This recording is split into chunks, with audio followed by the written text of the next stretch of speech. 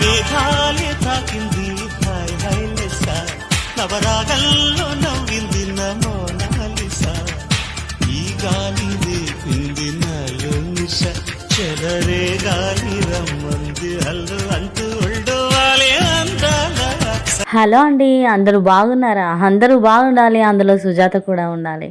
చూడండి ఎంత బాగుంది నిజంగా. మోనాలిసా అందము అసలు ఆమె ముఖం చూస్తుంటే ఎంత హ్యాపీగా అనిపిస్తుందో. ఎస్, న్యాచురల్ బ్యూటీ కదా. ఒప్పుకుంటారు అందరూ తప్పకుండా, నాకు తెలుసు. ఆ వీడియో చూడగానే ఖచ్చితంగా ఒక లైక్ చేస్తారు. మోనాలిసా గాడ్ బ్లెస్ యూ అని దీవిస్తారు ఆ అమ్మాయిని. చూడండి, అమ్మాయి ప్రయాగ్రాజ్లో రుద్రాక్షలు అమ్ముతుంది. రుద్రాక్షలు శివభక్తులకి అదొక గొప్ప శివుని తరపున వచ్చేటువంటి వరం లాంటిది. చూడండి, రుద్రాక్షలు అమ్ముకునేటువంటి ఆ అమ్మాయికి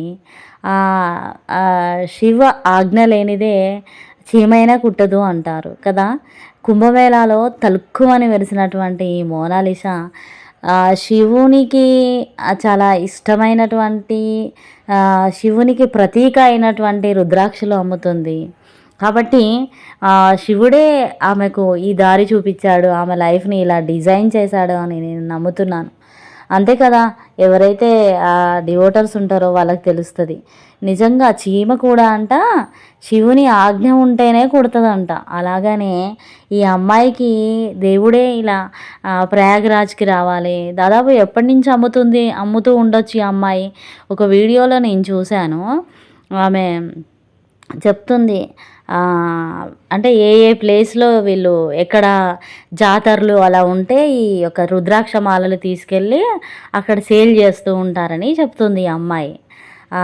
ఎస్, బట్ మోనాలిసా అనేటువంటిది ఎవరో ఇట్లా షూట్ చేసినటువంటి వీడియో వాళ్ళు పెట్టిన పేరు కాదు. ఆ అమ్మాయి తన తన సొంత తన ఓన్గా చెప్పేస్తుంది, నేను మోనాలిసా, నా పేరు మోనాలిసా అని చెప్తుంది. నిజంగా మోనాలిసా నేమో అమ్మాయికి సూట్ అయిందండి. ఎంత నిజంగా చక్కగా తెల్లగా ఉంటేనే అందంగా ఉంటారని కాదు. చూడండి, న్యాచురల్గా అసలు చామంచాయిగా ఉంది. చారడేసి కళ్ళు, చక్కగా ముక్కు పుడక, అందమైనటువంటి చెవులకు యొక్క దిద్దులు కానీ, ఆ అమ్మాయి నవ్వు చాలా చక్కగా తేనె కళ్ళు అంటారు కదా, పిల్లి కళ్ళు అంటారు కదా, అవి నిజంగా ఎంత అందాన్ని ఇస్తాయి. అండ్ ఓపెన్ హార్టెడ్ నవ్వుతుంది. నిజంగా ఓపెన్ హార్టెడ్ నవ్వడం ఎవరికైనా ఒక వరం లాంటిదండి. అండ్ చాలా అసలు ఓపెన్ హార్ట్గా నవ్వే వాళ్ళంటే నాకు చాలా ఇష్టం. అసలు ఈ వీడియో ఎవరైతే చూస్తారో మన ఛానల్లో, మరి నువ్వు నవ్వవు కదా ఓపెన్ హార్టెడ్ అనుకుంటారేమో. దోస్తులు చాలా చాలా ఫేస్ చేయాల్సి వస్తుంది. అసలు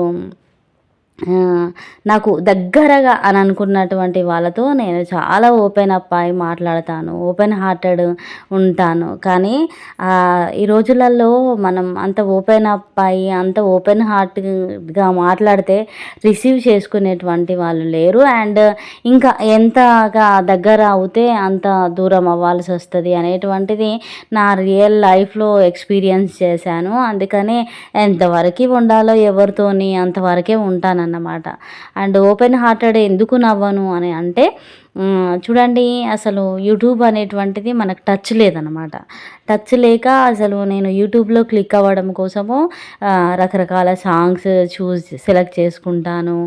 ఇప్పుడు ఖచ్చితంగా మరి నేను ఏదైనా ఒక మంచి మాట చెప్పాలి అనుకున్నప్పుడు తప్పకుండా ఒక డ్యాన్స్ వేయాలి, ఒక సాంగ్ పెట్టాలి, నేనే ఎంటర్టైన్ చేసుకోవాలి నా ఆడియన్స్ను. అందుకని పెట్టుకుంటాను. కానీ అది ఏమవుతుందంటే, నేను పెట్టినటువంటి మంచి వీడియోస్ చూసేటువంటి వాళ్ళు తక్కువ ఉంటారు. నేను వేసినటువంటి సెలెక్ట్ చేసుకున్నటువంటి ఆ సాంగ్ని చూసి